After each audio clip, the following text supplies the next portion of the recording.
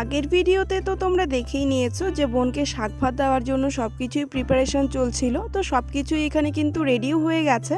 আর এখানে তো এরা বসেও গিয়েছে, তারপর মা, কাকি, পিসি, জেঠি সবাই মিলে ওদের শাক ভাত দিয়েছিল।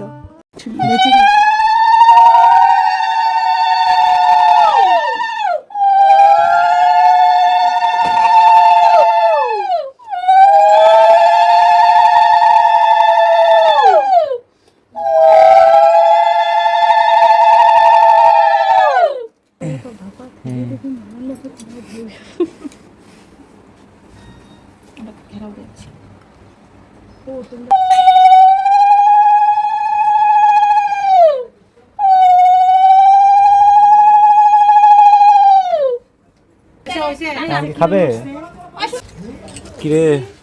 আদরের খাওয়া তো খাচ্ছিস, কেমন লাগছে? জামাই সব ঠিকঠাক আছে? হ্যাঁ সব ঠিকঠাক। আচ্ছা